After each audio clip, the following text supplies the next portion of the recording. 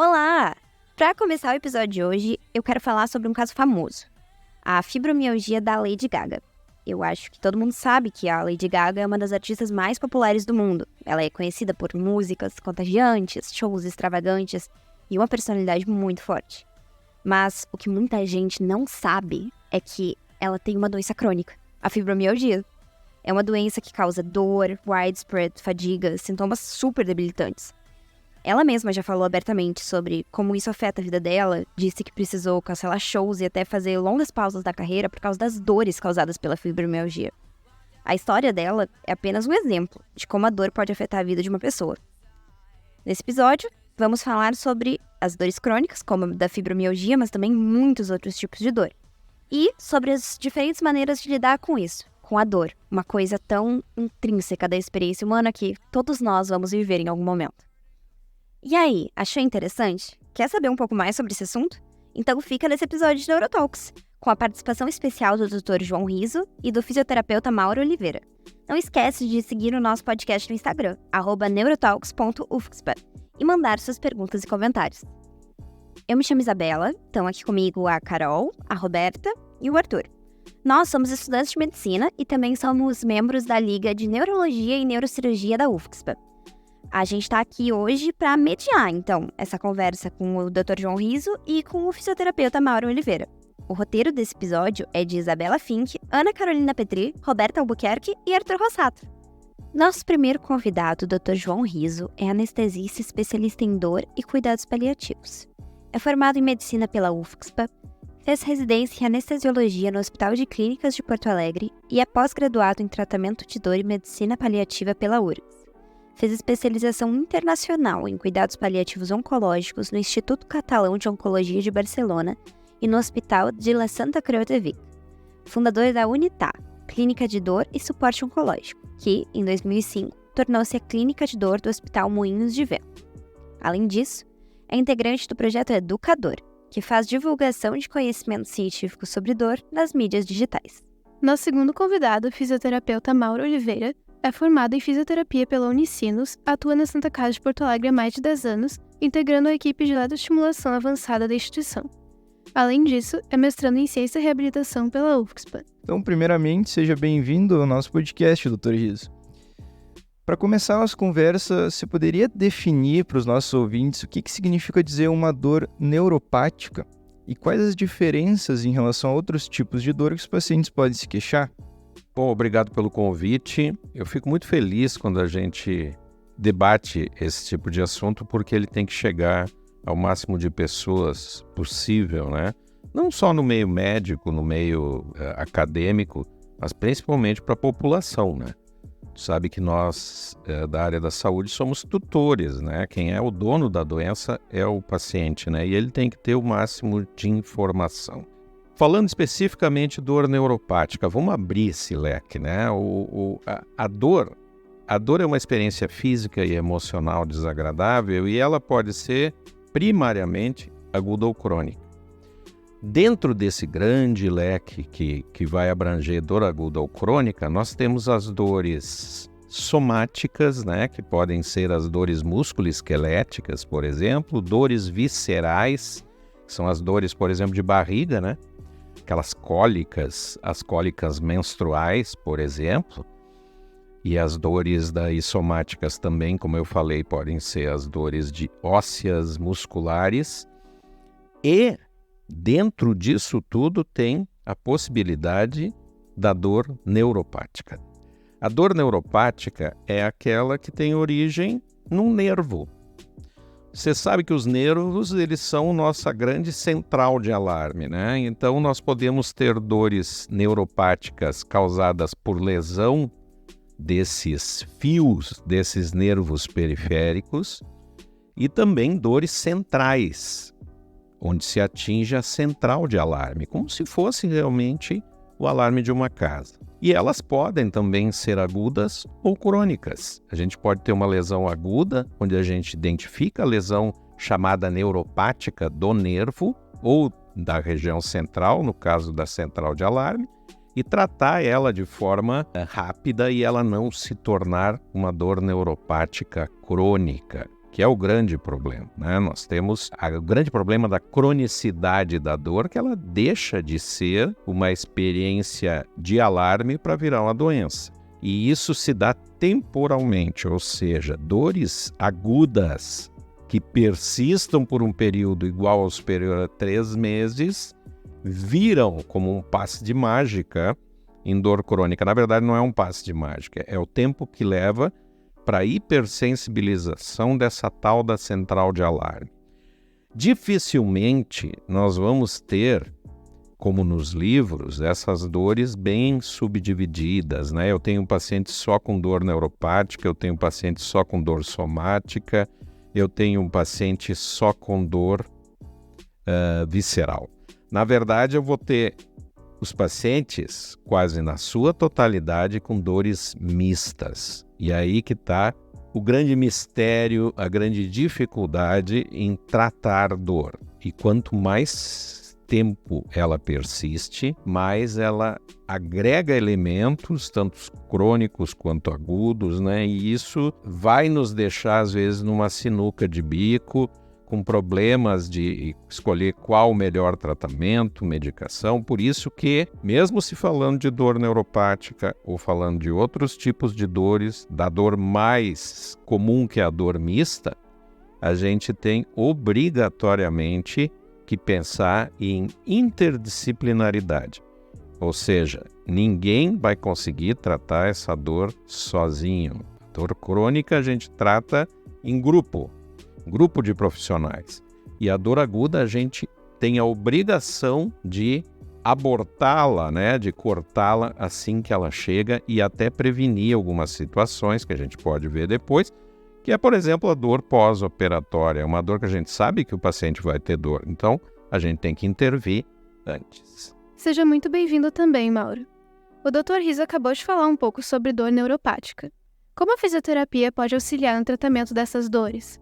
Além desse tipo em específico, como a fisioterapia pode ajudar pacientes, como a Lady Gaga, citada na abertura do episódio, com dores crônicas? Tá bem, gurias, obrigado pela pergunta. Então, a fisioterapia, de maneira mais convencional, os tratamentos clássicos para pacientes com neuropatias envolvem estímulos tanto sensoriais quanto motores, né? Visto que a neuropatia é uma doença que se caracteriza por uma alteração do sistema sensório-motor, né? Então, o fisioterapeuta atua nas duas pontas, né? Pensando na restauração da sensibilidade do paciente, através de exercícios com tato, exercícios com propriocepção, terapias manuais, tá? E para movimento, assim que possível, sendo possível, o paciente tendo tolerância para isso, já começar também com o reforço muscular, né?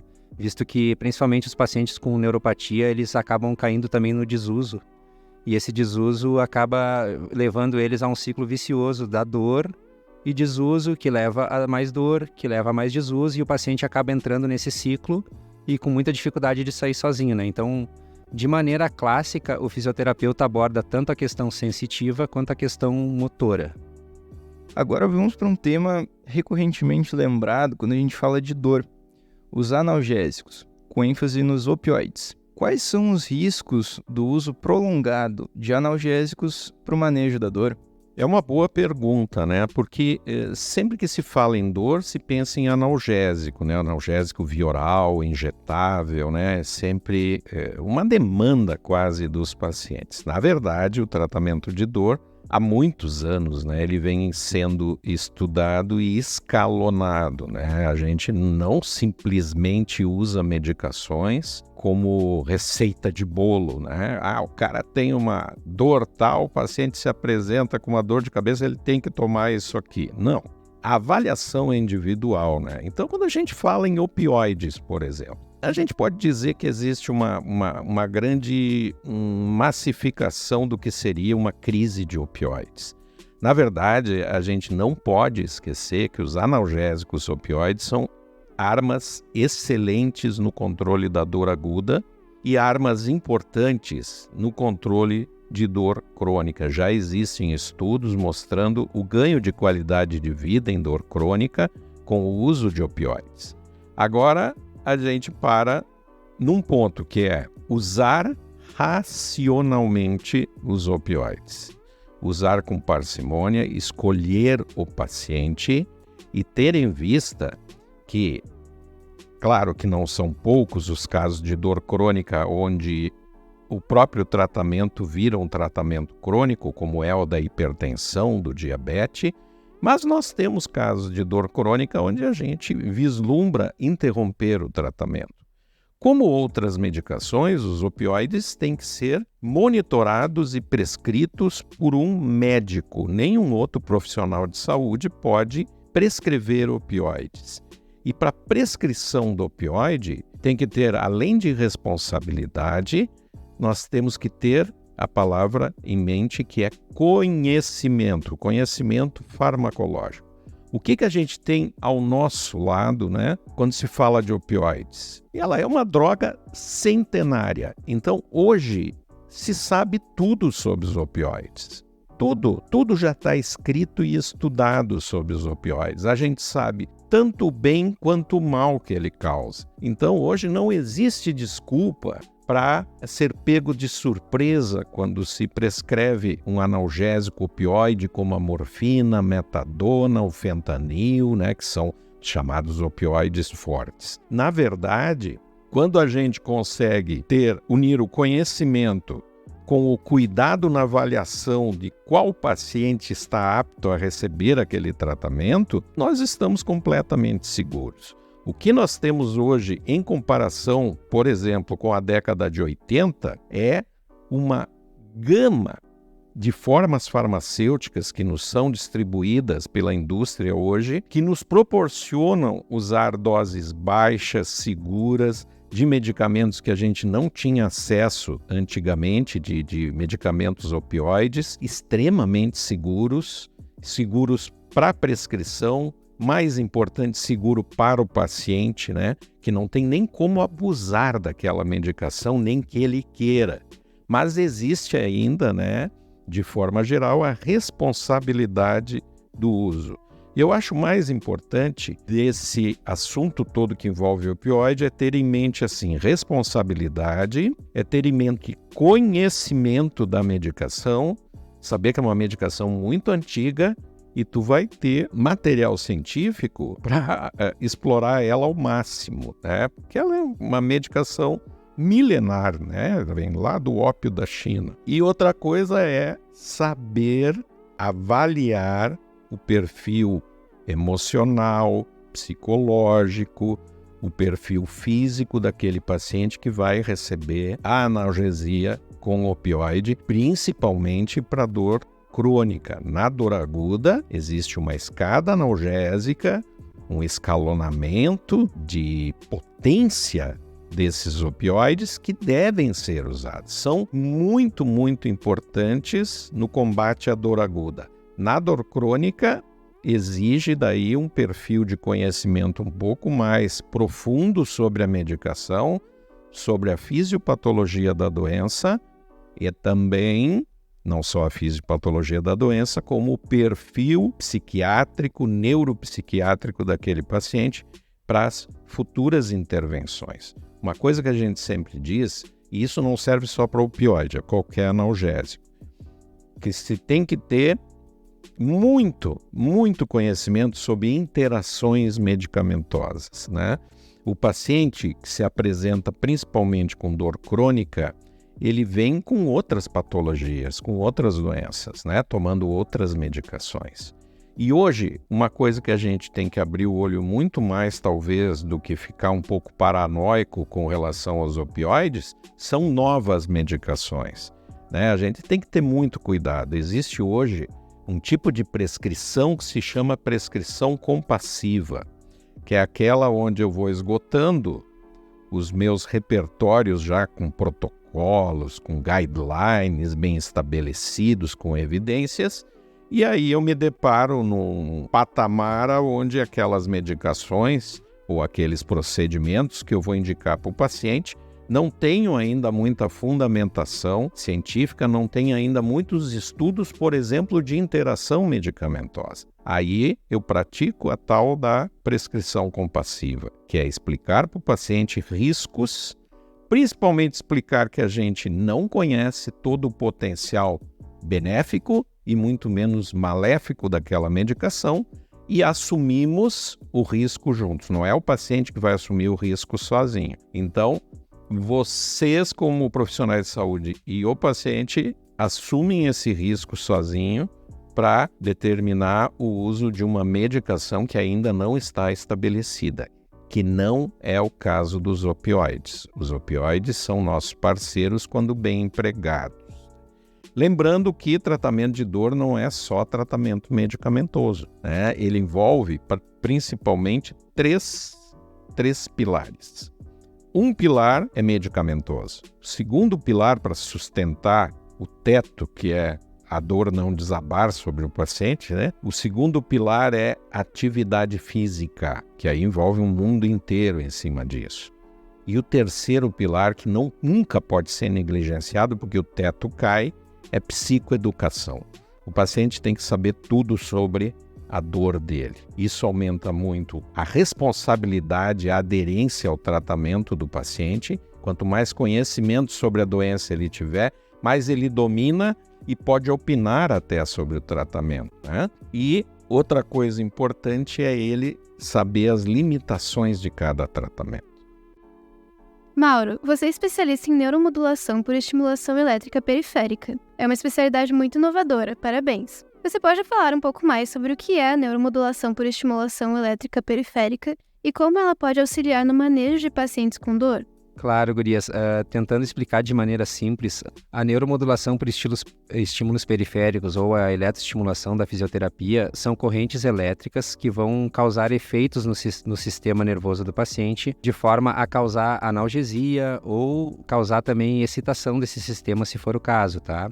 As correntes elétricas, elas vão atuar no nível dos nervos, da sensação nervosa. Tem dois mecanismos principais que o fisioterapeuta pode utilizar com essa corrente. Ou ele vai utilizar estímulos mais leves, a nível só da sensação, e isso vai provocar um bloqueio da dor, tá? A nível da medula, porque nós vamos conseguir impregnar a medula com esses estímulos de sensação, que são mais rápidos do que os estímulos de dor profunda que vêm dos nervos, tá? Então, ali no nível da medula, a gente chama de modulação, isso que acontece, porque a utilização da corrente no sistema periférico faz com que consiga inibir que essa dor chegue no cérebro, tá? Porque o cérebro vai começar a receber só as informações táteis que são mais rápidas de interpretar.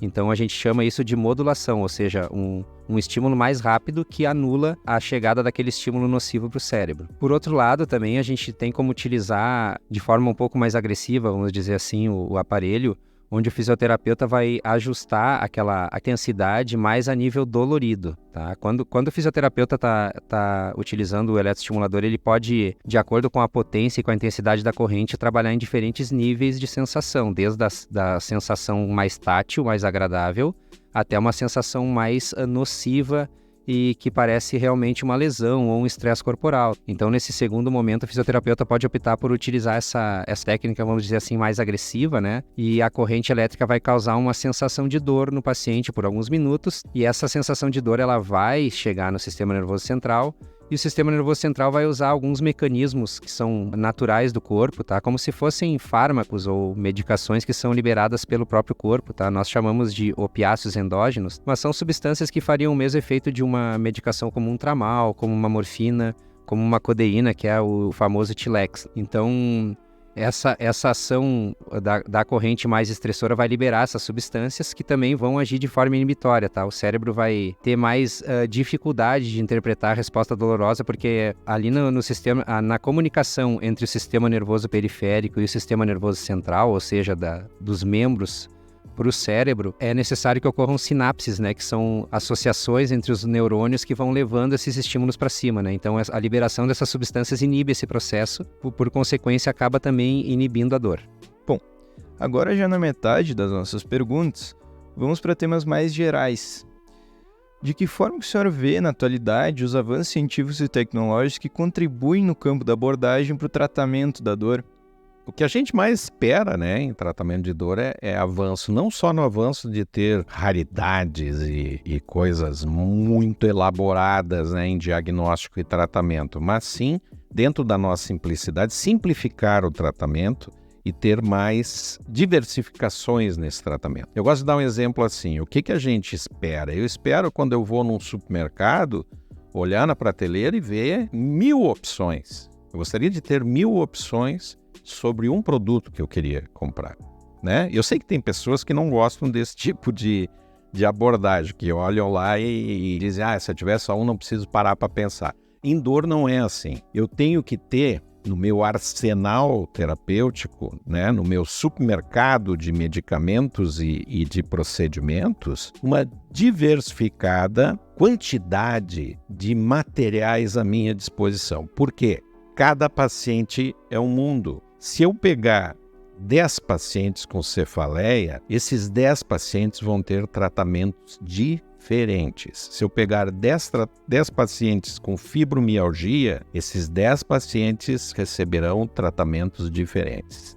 Cada um é um mundo, cada um tem o seu metabolismo, as suas experiências passadas em relação à dor. A dor, lembrando sempre, é uma experiência física e emocional desagradável. Então, não existe só dor física, não existe só dor emocional. É um conjunto que vai influenciar no tratamento, na resposta ao tratamento. Então, novas tecnologias, novos métodos de tratamento, a evolução dos tratamentos fisioterápicos, das eletroestimulações, dos procedimentos, né? Muitas vezes, assim, nós nos pegamos voltando a procedimentos antigos que são agora melhor estudados e passam a fazer parte desse nosso arsenal.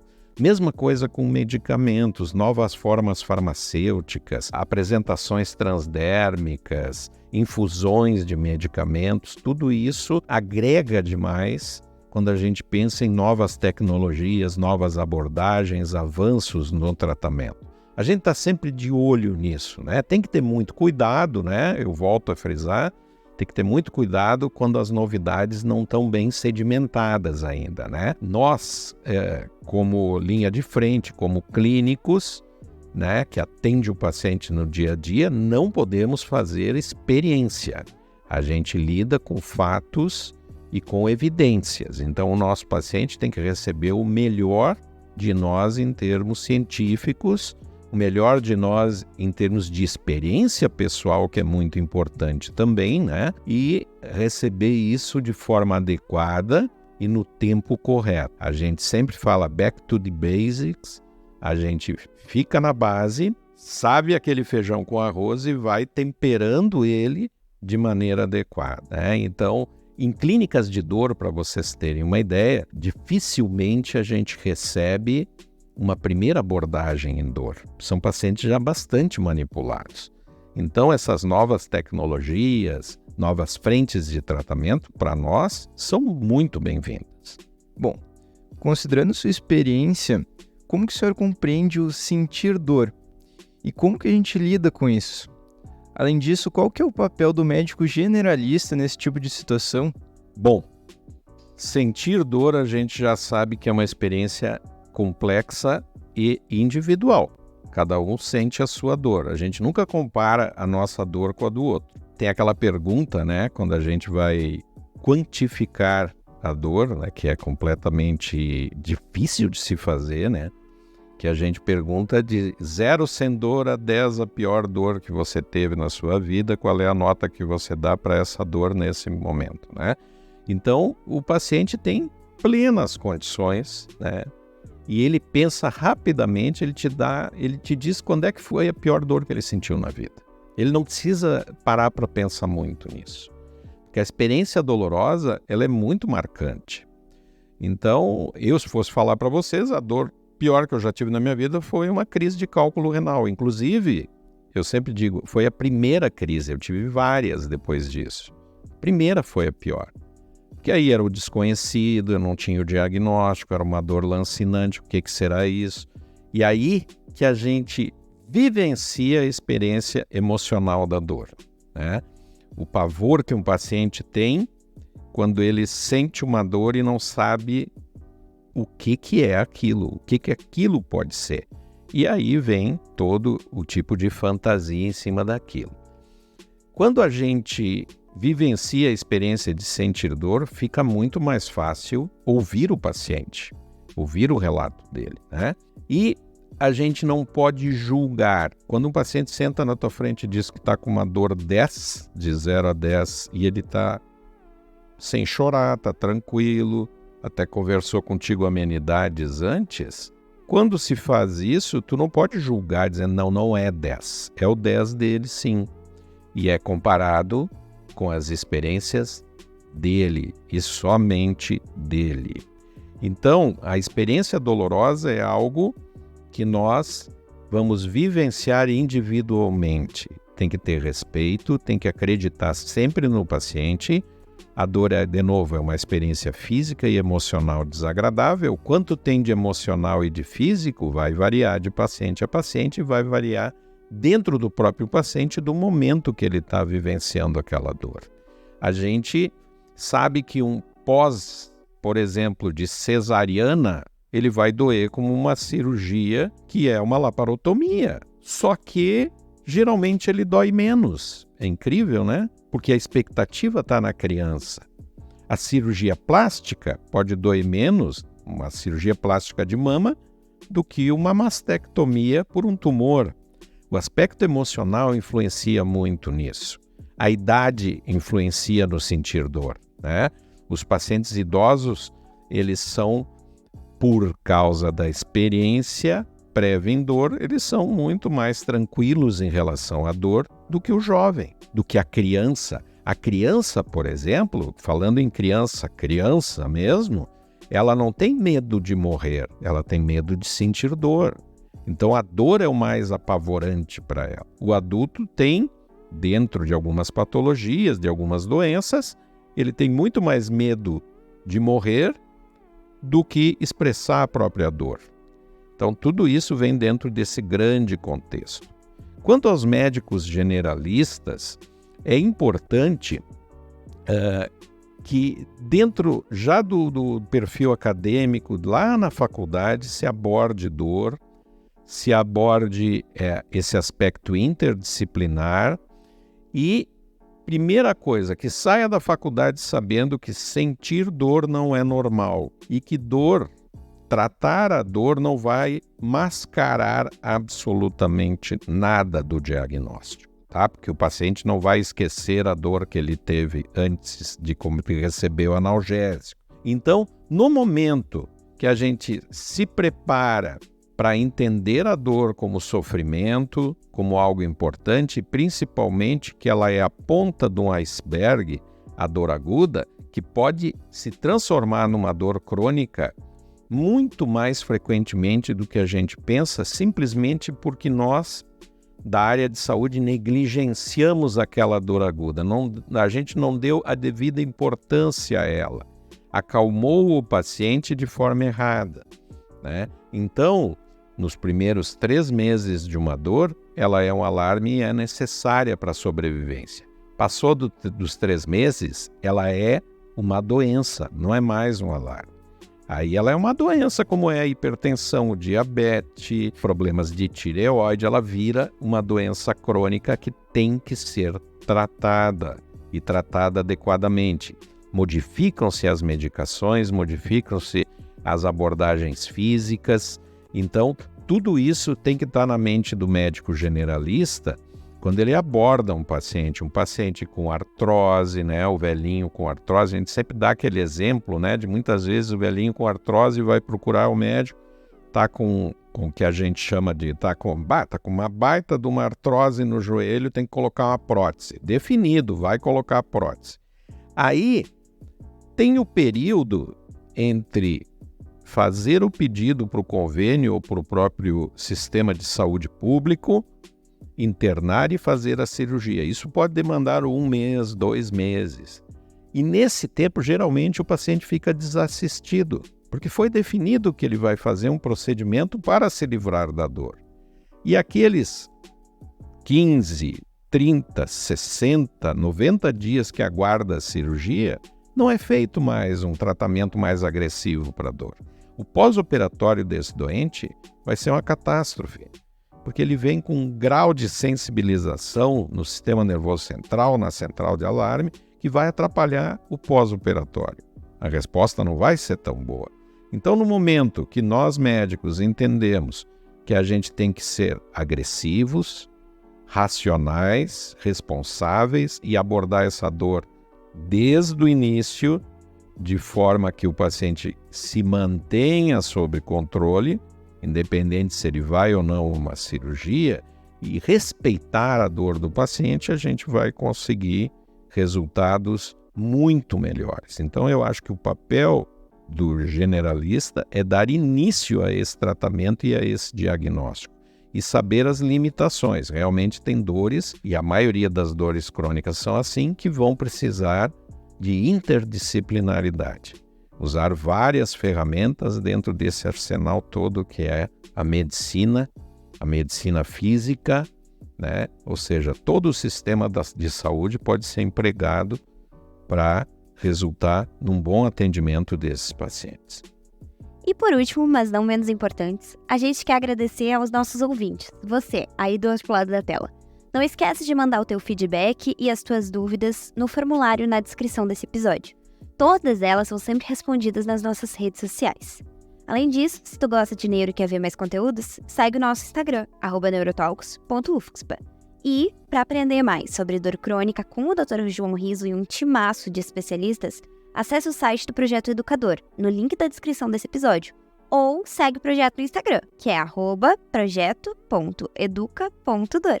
Por hoje é isso. Até o próximo episódio de Neurotalks.